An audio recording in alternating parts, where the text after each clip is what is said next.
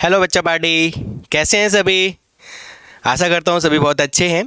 आज भौतिक विज्ञान का हम लोग नया इकाई स्टार्ट करने वाले हैं जिसका नाम है स्थिर वैद्युतिकी। स्थिर वैद्युतिकी डियर स्टूडेंट होता क्या है, इसके बारे में अगर हम जानें तो देखो, जब आवेश हमारा स्थिर होता है, आवेश क्या होता है बच्चा, स्थिर होता है ना। जब आवेश स्थिर है और उसके बारे में आप क्या कर रहे हैं, अध्ययन कर रहे हैं, तो भौतिक विज्ञान की इस शाखा को हम क्या बोलने वाले हैं यहाँ पे, स्थिर वैद्युतिकी। मतलब भौतिक विज्ञान की वह शाखा जिसके अंतर्गत हम स्थिर आवेशों के बारे में क्या करते हैं, अध्ययन करते हैं, स्थिर वैद्युतिकी कहलाता है। ओके बच्चा पार्टी, सो क्या है स्थिर वैद्युतिकी, इसकी अगर परिभाषा आपको लिखनी है तो देखिएगा, स्थिर वैद्युतिकी क्या बोलेंगे अपन, भौतिक विज्ञान की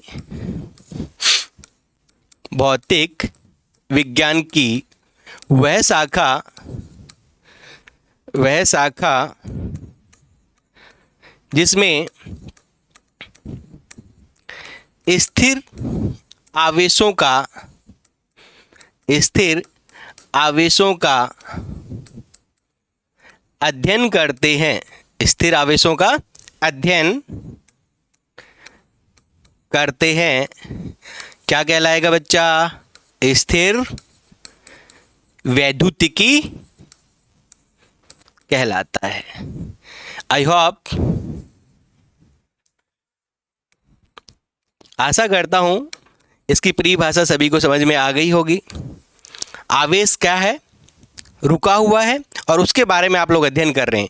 आवेश क्या होता है, उसके क्या क्या गुणधर्म होते हैं, ठीक है। आवेश के कारण जो विद्युत क्षेत्र उत्पन्न होता है वो कैसे होता है, स्थिर आवेश के क्या गुणधर्म है, इसका ऐसा ही मात्रक क्या है, अलग अलग इसके गुणधर्म होते हैं, वो सभी इसके अंदर हम लोग पढ़ेंगे। तो ये आपकी कौन सी ब्रांच हो जाएगी, कौन सी शाखा हो जाएगी, स्थिर वैद्युतिकी। अब बात करते हैं, क्या स्थिर वैद्युतिकी भी कुछ अपनी ब्रांचेज हैं, क्या स्थिर वैद्युतिकी की भी कुछ शाखाएं होती हैं। यस, तो देखो एनसीईआरटी के अकॉर्डिंग स्थिर वैद्युतिकी की दो शाखाएं हैं। इसके अंदर जो पहली शाखा है उसके अंदर हम बात करेंगे किसके बारे में, विद्युत आवेश एवं क्षेत्र। और जो दूसरी शाखा होगी स्थिर वैद्युतिकी की, वो क्या होगी बच्चा पार्टी, विद्युत विभव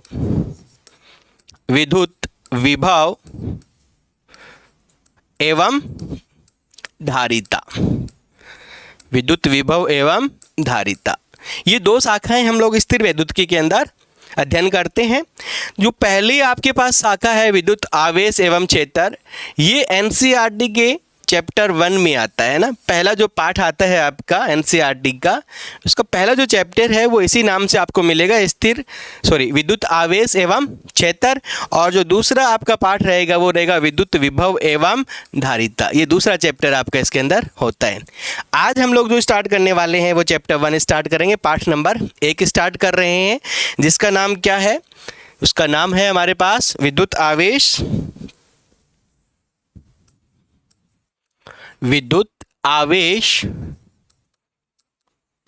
एवं विद्युत क्षेत्र।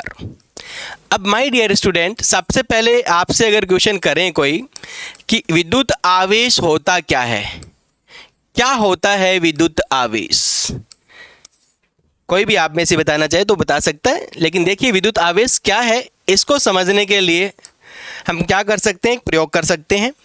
जैसे मान लो आपके पास पेन है, इस पेन को आप अपने सूखे बालों में क्या करें, काफ़ी देर तक रब करें, इसको रगड़ें।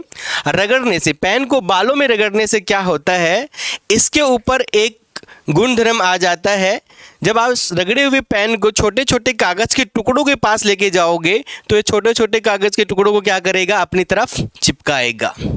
जब आपने इस पेन को रब नहीं किया था, अपने बालों में नहीं रगड़ा था, तब तक इसके ऊपर ये गुणधर्म नहीं था। लेकिन रगड़ने पे इसके ऊपर एक गुणधर्म आ गया, जिसके कारण ये छोटे छोटे कागज़ के पीछे इसको क्या कर रहा था, टुकड़ों को क्या कर रहा था, अपनी तरफ चिपका रहा था। इसी गुणधर्म को यहाँ क्या बोला जाता है, विद्युत आवेश। क्या बोलते हैं इसको, विद्युत आवेश। ऐसे आपने देखे होंगे शादी के अंदर या कोई बर्थडे फंक्शन के अंदर जो गुब्बारे होते हैं, फूले हुए गुब्बारे, उनको जब आप बालों से रगड़ते हो और रगड़ने के बाद जब उन दो गुब्बारे आपने रगड़ने के बाद उन एक दूसरे को साथ लेके जाते हैं तो वो क्या करते हैं, एक दूसरे को प्रतिकर्षित करते हुए आपको दिखाई देते हैं। ऐसा क्यों होता है? क्योंकि जैसे ही बालों में आपने गुब्बारे रगड़े हैं तो उनके ऊपर एक गुणधर्म आ गया है। उसी गुणधर्म का नाम क्या है यहाँ पे? उसी का गुणधर्म का नाम है हमारे पास विद्युत आवेश। ठीक है। सो विद्युत आवेश क्या होता है? तो पदार्थ का वह गुण जो दूसरे पदार्थों पे बल लगाता है, पदार्थ का वह गुण जो दूसरे पदार्थों पे क्या लगाता है? बल लगाता है। यह बल, ये जो बल होगा ये प्रतिकर्षी बल भी हो सकता है और आकर्षण बल भी ये हो सकता है। तो इसी गुणधर्म को हम क्या बोलेंगे? विद्युत आवेश। अगर परिभाषा लिखनी है तो देखो, पदार्थ का वह गुण जो अन्य पदार्थों पर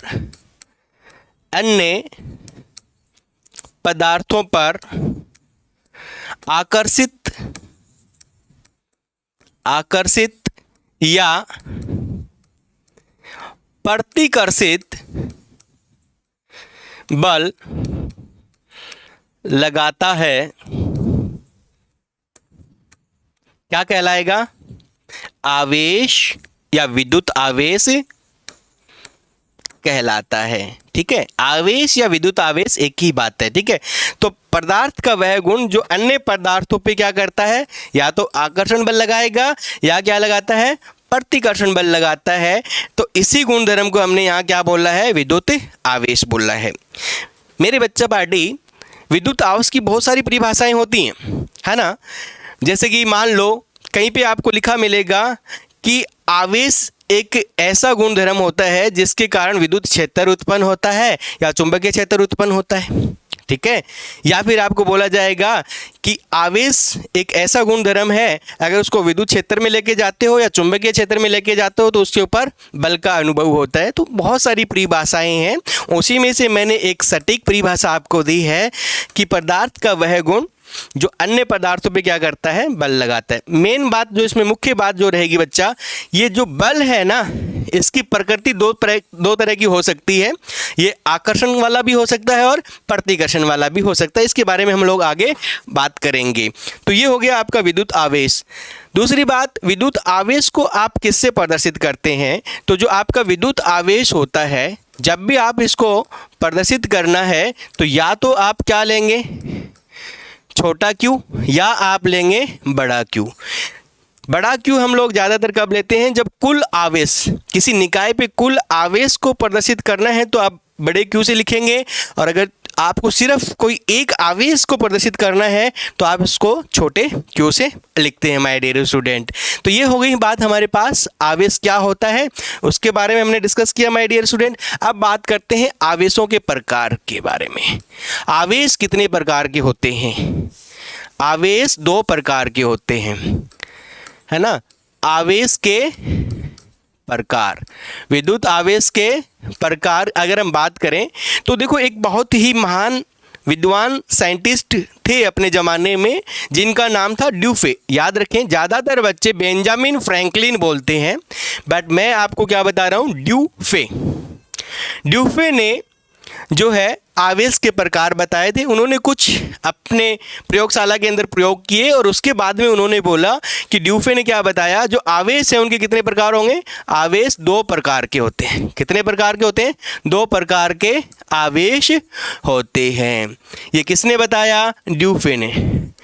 किसने बताया? ड्यूफे ने। लेकिन ज़्यादातर बच्चे क्या कहते हैं? बेंजामिन ने बताया। ये गलत है बेटा, बेंजामिन ने नहीं, ड्यूफे ने ये बताया कि आवेश कितने प्रकार के होंगे? दो प्रकार के। उन्होंने बहुत सारे प्रयोग किए, जैसे कांच की छड़ को, है ना, बिल्ली की खाल से रगड़ा, या जो आपकी सिल्क क्लॉथ आता है, जो आपका सिल्क जो साड़ी आता है उससे रगड़ के, उन्होंने अलग अलग प्रयोग किए और उसमें वहाँ पे उन्होंने कंक्लूड किया। तो उन्होंने बताया कि आवेश कितने प्रकार के होंगे?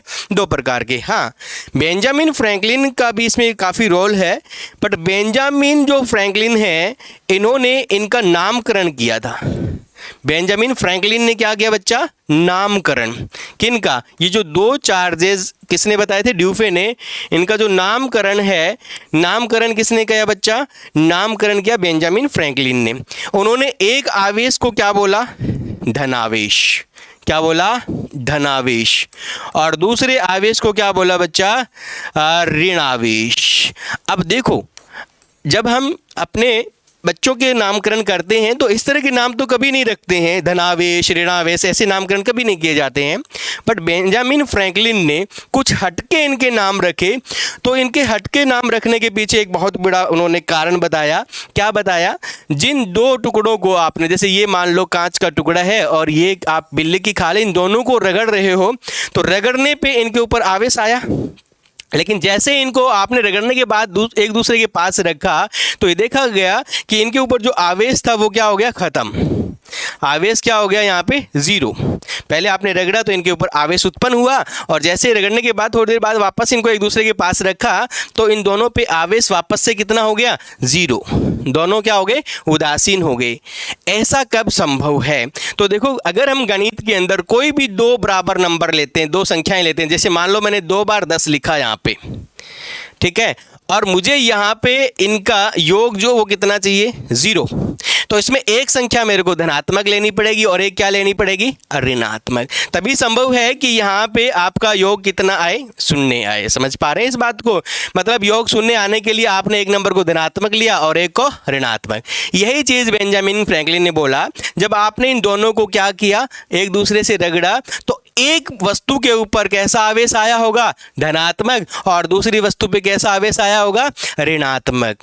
अब जैसे इनको एक दूसरे के पास रखा तो धनात्मक ऋणात्मक को क्या कर देगा, कैंसिल आउट कर देगा, और वापस से आवेश कितना हो जाएगा, आपका 0 हो जाएगा। समझ पा रहे हैं इस चीज को, तो ये इसके पीछे उन्होंने लॉजिक दिया। इसलिए एक आवेश का नाम उन्होंने क्या रखा, धनावेश, और दूसरे का क्या रखा, ऋणावेश। तो यहां से ये क्लियर हो जाता है कि आवेशों के कितने प्रकार होते हैं बच्चा पार्टी, आवेशों के 2 प्रकार होते हैं। ठीक है, तो पहले हमने बात की किसके बारे में, कि विद्युत आवेश क्या होता है। तो विद्युत आवेश एक पदार्थ का गुण होता है, जैसे द्रव्यमान भी पदार्थ का एक गुण होता है। अगर 2 द्रव्यमान की बात करते हैं हम लोग, ये मान लो m1 और ये m2, तो इनके बीच में हमेशा आकर्षण बल होता है। और जबकि मैंने पदार्थ के अंदर 2 अलग अलग आपको गुणधर्म बताए, यहाँ पे मान लो इसके पास Q1 आवेश है, इसके पास क्या है, Q2, ये गुणधर्म ही है। तो इनके बीच में आकर्षण बल भी हो सकता है और प्रतिकर्षण बल भी हो सकता है, लेकिन द्रव्यमानों में हमेशा कौन सा बल लगता है, आकर्षण बल लगता है। ये मेन इंपॉर्टेंट बात इसके अंदर आप ध्यान में रखें। जैसे पदार्थ का एक गुणधर्म होता है द्रव्यमान, वैसे ही पदार्थ का दूसरा गुणधर्म क्या होता है, आवेश। ठीक है, वैसा ही हमारे पास ये है। द्रव्यमान भी कैसी इकाई होती है, कैसी राशि होती है, अदिश राशि होती है, और आवेश भी एक कैसी राशि होती है, याद रखेंगे आप लोग, अदिश राशि होती है। ये जरूर याद रखेंगे आप लोग। ठीक है, अब बात करते हैं आवेशन का कारण। आवेशन का कारण क्या है, इसका मीनिंग क्या है सर, आवेशन क्या होता है। तो देखो, किसी भी वस्तु के ऊपर आप क्या कर रहे हैं, वो गुणधर्म उत्पन्न कर रहे हैं, मतलब उसके ऊपर आवेश लेके आ रहे हैं, या तो ऋणात्मक आवेश ला रहे हैं या धनात्मक आवेश ला रहे हैं। तो उसका मेन कारण क्या है, मेन कारण जानने के लिए हम परमाणु की संरचना के बारे में थोड़ी सी आपके सामने बात करने वाले हैं। आप सबको पता है परमाणु के अंदर ना, किसी भी पदार्थ में बहुत सारे परमाणु होते हैं हमारे पास। परमाणु के अंदर कक्षाएं होती हैं, बीच में क्या होता है, नाभिक होता है। बीच में क्या होता है बच्चा, नाभिक होता है। और नाभिक में कौन बैठे रहते हैं चुपके, प्रोटॉन और न्यूट्रॉन। सबको पता है, यस और नॉट, सबको पता है ना ये बात। इस चूहे के अंदर, बिल के अंदर कौन बैठे हुए हैं, प्रोटॉन और न्यूट्रॉन, है ना, दोनों की दोनों मुजरिम हैं, और देखो कहाँ छुप के बैठे हुए हैं। ओके, अब माय डियर स्टूडेंट, यहाँ पे ये जो कक्षाएं हैं, इन कक्षाओं में कौन बैठा रहता है, इलेक्ट्रॉन। कौन रहता है, इलेक्ट्रॉन, है ना। मान लो एक इलेक्ट्रॉन यहाँ बैठा है, एक इलेक्ट्रॉन यहाँ बैठा है, एक इलेक्ट्रॉन यहाँ बैठा है। कितने इलेक्ट्रॉन है ये हमारा काम नहीं है, ये आप केमिस्ट्री में पढ़ेंगे। सिर्फ थोड़ा सा हम लोग यहाँ पे परमाणु संरचना के बारे में जानने की कोशिश कर रहे हैं। तो कुछ ऐसी परमाणु की संरचना होती है, बिल्कुल बीच के अंदर नाभिक होता है, नाभिक में प्रोटॉन और न्यूट्रॉन बैठे रहते हैं, कक्षाओं में इलेक्ट्रॉन जो वो क्या कर रहे होते हैं, घूर्णन गति कर रहे होते हैं ना, या वर्तुल गति कर रहे होते हैं। ठीक है, अब माय डियर स्टूडेंट, हम थोड़ी सी और इनके बारे में बात करें। जो प्रोटॉन होते हैं, इन पे जो आवेश होता है वो कैसा होता है, धनात्मक। जो इलेक्ट्रॉन होते हैं, इन पे आवेश कैसा होता है, ऋणात्मक। और जो न्यूट्रॉन होते हैं, ये कैसे होते हैं बच्चा, तो ये होते हैं उदासीन। न्यूट्रॉन कैसे होते हैं बच्चा, उदासीन होते हैं, है ना, इनके ऊपर कोई आवेश नहीं होता है। अब देखो, अगर हम बात करें कि आवेशन का कारण क्या है, तो जैसे हमने इस पेन को अपने बालों में रब किया, पेन को क्या किया था हमने, अपने बालों में ऐसे रब किया था। बालों में पेन को जब हमने रब किया माय डियर स्टूडेंट, मेरे प्यारे बच्चों, तो क्या हुआ, क्योंकि पेन है, पेन में बहुत सारे परमाणु होंगे और परमाणु की कक्षाओं में, बाह्य कक्षा में कौन बैठे हैं, ये हरामखोर इलेक्ट्रॉन बैठे हुए हैं। जब हम रगड़ते हैं इसको तो होता क्या है, इलेक्ट्रॉन कुछ एनर्जी लेते हैं, कुछ ऊर्जा ग्रहण कर लेते हैं और अपनी कक्षा को छोड़ के बाहर आ जाते हैं। जैसे बाहर आएंगे तो वो क्या करते हैं, एक वस्तु से दूसरी वस्तु पे स्थानांतरित हो जाते हैं। क्या हो जाते हैं, स्थानांतरित। सर ऐसा करने पे क्या होता है, ऐसा करने पे आवेश कैसे आता है? तो मैं आपको बता दूं कि अगर कोई परमाणु उदासीन है, क्या है बच्चा, कोई परमाणु उदासीन है, तो एक बात, एक शर्त आपको हमेशा याद रखनी है, उसमें जितने इलेक्ट्रॉन होंगे उतने ही उसमें क्या होंगे, प्रोटॉन होंगे।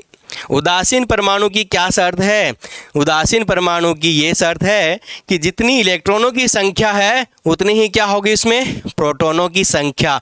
क्यों, तो आपको बता दूं मेरे लाल, मेरे पाल, मेरे गोपाल, इलेक्ट्रॉन पे जो आवेश होता है वो होता है माइनस का 1.6 गुणा 10 की घात माइनस 19 कुलाम। कुलाम ऐसा ही मात्रक है किसका, आवेश का। ठीक है, अगर मैं बात करूं बच्चा प्रोटॉन की, तो प्रोटॉन पे भी 1.6 गुणा 10 की घात माइनस 19 कुलाम क्या होता है, आवेश होता है, बट ये धनात्मक होगा। पहले बता चुका हूं, प्रोटॉन पे कैसा आवेश होता है, धनात्मक, और इलेक्ट्रॉन पे कैसा आवेश होता है, ऋणात्मक। ठीक है, अब क्योंकि दोनों की संख्या अगर बराबर हुई तो दोनों एक दूसरे को क्या कर देंगे, यहाँ पे कैंसिल आउट कर देंगे और आपका परमाणु कैसा रहेगा, उदासीन रहेगा। समझ पा रहे हैं इस बात को? ठीक है सर, बहुत अच्छी बात है। लेकिन आवेश आया कैसे? तो देखो, जब आप पेन को बालों से रगड़ रहे थे ऐसे, तो मैंने क्या बताया, पेन जो है परमाणुओं से मिलके बना होता है, बाल भी परमाणु होते हैं, उसके अंदर बहुत सारे परमाणु होते हैं, और किसी भी परमाणु की बाह्य कक्षा में जो इलेक्ट्रॉन है वो बहुत ही हल्के बंध से बंधे होते हैं। अगर उनको थोड़ी सी ऊर्जा आप दे दोगे तो वो वहाँ से निकल के बाहर आ जाएंगे और दूसरी वस्तु पे स्थानांतरित हो जाते हैं। तो अब देखो क्या होता है, जब ये आपके पास पेन है, ये क्या है, पेन है, और ये आपके बाल हैं। सर ये हमारे बाल तो नहीं दिखते हैं, ये लसित मलिंगा के बाल दिखते हैं, कुछ भी मान लो बच्चा, बट ये क्या है, बाल है, सूखे बाल लेना है, गीले नहीं लेना है आपको। ये आपका पेन है। तो देखो, रगड़ने से पहले इसमें जितने इलेक्ट्रॉन हैं उतने क्या होंगे बच्चा, प्रोटॉन होंगे सर। ठीक है, और यहाँ पे भी जितने इलेक्ट्रॉन होंगे उतने क्या होंगे, प्रोटॉन। मतलब किसी भी उदासीन वस्तु के लिए जितने इलेक्ट्रॉनों की संख्या होती है उतनी क्या होती है, प्रोटॉनों की। तो ये रगड़ने से पहले की कंडीशन है। अब जैसे इनको आप रगड़ रहे हैं, जैसे ही आप क्या कर रहे हैं, इनको रगड़ रहे हैं, तो रगड़ने पे क्या होगा, हो सकता है कि कुछ इलेक्ट्रॉन जो है वो स्थानांतरित हो जाएंगे पेन से किसके ऊपर, बाल पे। यह भी संभव है कि कुछ इलेक्ट्रॉन क्या हो जाएंगे, बाल से किस पे जा सकते हैं, पेन पे। लेकिन इलेक्ट्रॉन्स का स्थानांतरण जरूर होगा यहाँ पे। ठीक है ना। अब जब इलेक्ट्रॉन स्थानांतरण करते हैं तो जहां से इलेक्ट्रॉन जाएंगे वहां पे इलेक्ट्रॉन की हानि हो जाती है, और जिस पे इलेक्ट्रॉन जाते हैं वहां इलेक्ट्रॉन की क्या हो जाएगी, वृद्धि हो जाती है। तो ऐसा होने पे क्या होगा, ये जो हमारे पास कंडीशन आ रही है मेरे रसगुल्लो, ये कंडीशन क्या हो जाएगी बच्चा, खत्म हो जाएगी। अगर ये कंडीशन खत्म हो गई तो आपकी वस्तु क्या हो जाएगी, आवेशित हो जाएगी। क्या हो जाएगी, आवेशित हो जाएगी। तो यहाँ पे मेन जो कारण है, मुख्य जो आपका कारण है किसी वस्तु का आवेशित होने का, वो क्या है, तो आप बोलेंगे इलेक्ट्रॉनों का स्थानांतरण। क्या है, इलेक्ट्रॉनों का स्थानांतरण। बहुत बढ़िया बात है। अब देखो क्वेश्चन एक और उठ सकता है, यहाँ पे कोई बहुत ही अच्छा सा बच्चा बैठा होगा ना, टॉपर बच्चा बैठा होगा, वो बोलेगा सर प्रोटॉनों का स्थानांतरण क्यों नहीं हो सकता। क्वेश्चन आ सकता है कि सर प्रोटॉनों का स्थानांतरण क्यों नहीं हो सकता, क्योंकि आपने तो बताया ना, जो प्रोटॉन है और जो इलेक्ट्रॉन है दोनों पे आवेश का परिमाण तो बराबर ही है, और वो कितना होता है, 1.6 गुणा 10 की घात माइनस 19 कुलाम। अगर एक इलेक्ट्रॉन जा रहा है तो वो इतना ही आवेश लेके जाएगा, और अगर एक प्रोटॉन जाएगा तो वो भी उतना ही आवेश लेके जाएगा। बच्चे की बात में दम था। लेकिन माय डियर स्टूडेंट, प्रोटॉन को हम लोग स्थानांतरित नहीं कर सकते हैं। हैं, प्रोटॉन को क्या नहीं कर सकते हैं, स्थानांतरित नहीं कर सकते हैं। क्यों नहीं कर सकते हैं? तो देखो आपको बताया ना मैंने कि ये एक परमाणु है, ये परमाणु है और बीच में क्या बैठा है, यहाँ पे नाभिक बैठा है। कौन बैठा है मेरे रसगुल्लो? नाभिक बैठा है। और नाभिक के अंदर छुप के कौन बैठा है? प्रोटॉन, है ना, छुपा रुस्तम है। और इलेक्ट्रॉन कहाँ बैठा है? बाहर बैठा है, बॉर्डर के ऊपर बैठा है। समझ पा रहे हो इसका मतलब इस प्रोटॉन को यहाँ से स्थानांतरित करने के लिए आपको ज़्यादा ऊर्जा देनी पड़ेगी या आपको ज़्यादा बल लगाना पड़ेगा। मतलब मान लो इस प्रोटॉन को यहाँ से बाहर निकालने के एक बार के लिए मान लो 10 जूल ऊर्जा की ज़रूरत है। कितनी ऊर्जा चाहिए आपको? 10 जूल। आपके पास 10 जूल ऊर्जा है भी, आपने इस परमाणु को 10 जूल ऊर्जा दे भी दी है, ठीक है ना, किसी भी रूप में दे दी है, उष्मा के रूप में या किसी भी रूप में। तो मेरी बात आप कान खोल के सुनो, ये जो इलेक्ट्रॉन है क्या इसको भी बाहर निकलने की 10 जूल की ऊर्जा की जरूरत है? नहीं सर, हो सकता है ये 0.1 जूल में, कितने में? 0.1 जूल के अंदर क्या हो जाए, यहाँ से बाहर आ जाए, ठुचुक से बाहर निकल के आ जाए। यस और नॉट? तो जो आपने 10 जूल ऊर्जा दी है उसके कारण ये पहले ही इलेक्ट्रॉन बाहर चले गए होंगे। समझ पा रहे हो? और वस्तु क्या हो गई होगी? आवेशित हो गई होगी। समझ पा रहे हो? तो पहला मेन कारण जो है कि प्रोटॉनों का स्थानांतरण नहीं करते हैं, उससे पहले ही बॉडी क्या हो जाती है, वस्तु क्या होती है? आवेशित। उसका मेन कारण है कि प्रोटॉन नाभिक के अंदर क्या होता है? परबल बंध से बंधा होता है। तो उसको वहां से छुड़वाने के लिए, आज़ाद करवाने के लिए, स्थानांतरित करवाने के लिए हमें ज़्यादा बल या ज़्यादा ऊर्जा की ज़रूरत होती है। ठीक है, उतनी ऊर्जा में तो पूरी कक्षाओं के इलेक्ट्रॉन ही साफ हो जाएंगे और वस्तु क्या हो चुकी होगी? आवेशित हो चुकी होगी। दूसरा मुख्य कारण क्या होता है? तो दूसरा मुख्य कारण होता है कि जो प्रोटॉन होते हैं उसका द्रव्यमान इलेक्ट्रॉनों की तुलना में ज़्यादा होता है। प्रोटॉनों का द्रव्यमान इलेक्ट्रॉनों की तुलना में क्या होता है हमारी डिस्कुलो? ज़्यादा होता है। मतलब क्या है इसका मीनिंग क्या है मेरे लाडलो? तो मैं आपको बता दूं कि जो प्रोटॉन होते हैं इसके पास जो द्रव्यमान होता है, एक प्रोटॉन के पास 1.6 गुणा 10 की घात -27 kg। प्रोटॉन के पास कितना मास होता है? 1.6 गुणा 10 की घात -27 kg। और इलेक्ट्रॉन के पास जो मास होता है 9.1 गुणा 10 की घात -31 kg। तो यहाँ पे देखो बच्चा पार्टी, द्रव्यमान किसका ज़्यादा है? प्रोटॉन का द्रव्यमान ज़्यादा है किससे? इलेक्ट्रॉन से। तो यहाँ पे हम समझें कि जैसे मान लो ट्रैक के ऊपर आपने एक मोटू को और एक पतलू को खड़ा कर दिया और दोनों को दौड़ा रहे हैं, तो कौन रेस जीतने वाला है? सर पतलू जीतने वाला है। कारण क्या है? सर पतलू का द्रव्यमान कम है और मोटू का द्रव्यमान क्या है? ज़्यादा है। तो मोटू तो बहुत रेंगता हुआ दौड़ रहा होगा, लेकिन पतलू जो है वो सुपर फास्ट ट्रेन की तरह क्या हो रहा है? भाग रहा है। तो वो रेस जीतेगा ही जीतेगा। मतलब क्या है? यहाँ पे मैं आपको रेस नहीं जिताने आया हूँ, यहाँ पे बच्चा मैं आपको बताने आया हूँ जिस वस्तु का द्रव्यमान ज़्यादा होता है वो आसानी से स्थानांतरित नहीं हो सकता है। तो दूसरा जो कारण है कि प्रोटॉन जो है वो क्या है? आसानी से स्थानांतरित नहीं हो पाएगा, क्योंकि उसका द्रव्यमान जो है वो क्या होता है? ज़्यादा होता है। किससे? इलेक्ट्रॉन से। क्लियर है? तो ये है मुख्य कारण। तो मुख्य कारण जो है किसी भी वस्तु के आवेशित होने का, वो क्या रहा बच्चा? वो रहा हमारे पास में इलेक्ट्रॉनों का स्थानांतरण। अब देखो बच्चा, हमारे पास ये पेन था और ये हमारे हेयर हैं, बाल हैं, है ना, ये आपके बाल थे और ये आपका पेन है। अब देखो मान लो इलेक्ट्रॉन कहाँ से कहाँ चले गए होंगे?